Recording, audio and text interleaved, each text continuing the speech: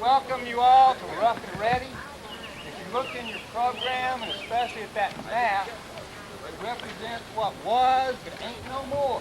In fact, so many things have changed around here. There are people buried all over this hill. If you look over in the honeysuckles, over there, you'll find the Sangerlin. Back there in the woods, Dunlap, Thompson. In fact, through every little depression that you see out here, someone was buried there. Now, of course, they used wooden markers, and when the wood rotted away, so did the history. Even some of the stone markers. As you can see, some of them have been broken by weather. Also, it's been said that during some of the wars, the people actually came out and stole tombstones, ground off the face, and recycled them, so to speak, but of course against the family's wishes. There are so many souls here that we have no record of, but yet we can respect them. Now, I'm the spirit of Rough and Ready. I've been here since the Quapaw were. I learned how to read back in 1836, right here at Rogers Schoolhouse, and I wrote a speech about Rough and Ready that I want to give you folks today.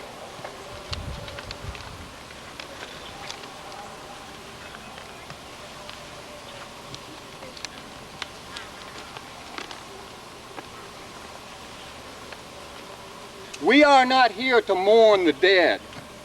We are here to celebrate their lives, the spirit of the lives who lived here before us.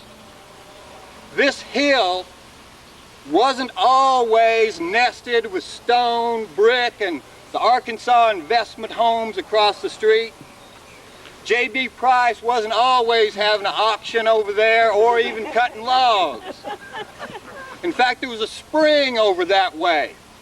And there's another spring over that way, close to that gravel pit, where they're digging a big old hole big enough to bury Rough and Ready. But they can't. Some communities try to forget their dead and their deeds. Not so in this community. We are here to remember and to learn the lessons of the bones buried here. The Quapaw drank first from these spring waters. The Quapaw protected by the mosquitoes to the east and long land to the west. The closest Quapaw village was over toward Winchester. Spring water and wild game drew the tribes here to hunt and to camp. Look in the edge of the forest. Maybe you'll see a hunter. Or at least hear one. Stealthy, stealthy. They still hunt today. Imagine a forest covering this hill so thick you cannot see a summer sky. Sweet gum, hickory, red, what? Now some say the Spaniard De Soto set foot in Drew County. It was even printed in the Gazette in Little Rock. Not when he did it, of course. But that's not so, and we know it now. The closest De Soto got to here was further north. That's where he barbecued the natives, trying to burn gold out of them. The closest we've got here are some of his hogs who wandered into Drew County. Maybe they rooted up some yellow ochre here, but that's about as close as they got. When Thomas Jefferson bought this land from France, and the French could only see about as far into the future as an Arkansas post, then people started trickling in. Alabama, Tennessee, Mississippi, the Carolinas, Georgia, Louisiana, Kentucky, Ireland, England, Europe, and Africa. And Rough and Ready chopped right through this hardwood canopy. The game trails became horse and mule trails. They became wagon roads. A tannery was built for the fur and the hides. A distillery to transform the cool spring water into fire. Although down in the hollows of Rough and Ready, anybody could still get a drink of Adam and Eve's ale from the ever-flowing spring. Now, Rough and Ready was no Garden of Eden. Everybody was killing just to survive, to keep me and my own alive. Feuding, fighting, drinking, dueling, and then we became a state. More taxes and voting. Now, Governor Thomas S. Drew, for whom Drew County was named, he was downright duped by some scallywag legislators. He lost control of Arkansas's finances, and he resigned before his term was up.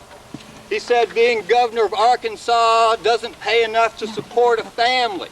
So since I'm not crooked, I quit. Now, President Zachary Taylor, for whom Rough and Ready was named, also left office before his term was up, but he died. And no, he is not buried here.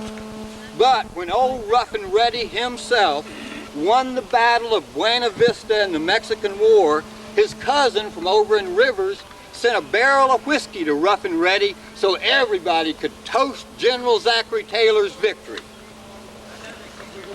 Now, some people call this place Independence, and law books just got in the way of justice Rough and Ready style. Lawyers are said to have danced a jig on the courtroom door while the judge thumped on his law books like a drum. And some say the best dancer won the case. Now, there was dancing every Saturday night in this community, except if you were Baptist, then you couldn't dance. And when the sun came up on Sunday morning, that's when the fiddler called the last reel. Rogers Schoolhouse, the oldest public building built to get the rough ready for life. And Scrouge Out Church to get the rough ready for death. There was O'Neill's store here where you could get a plug of tobacco for 38 cents or a bushel of salt for $20. Salt was so scarce, people would dig out under their smokehouse, boil the dirt down to extract the salt. Yep, Rough and Ready only lasted for 8 years. Some say a tornado twisted old Rough and Ready right into the ground. And some say the decent folks around here just moved on away.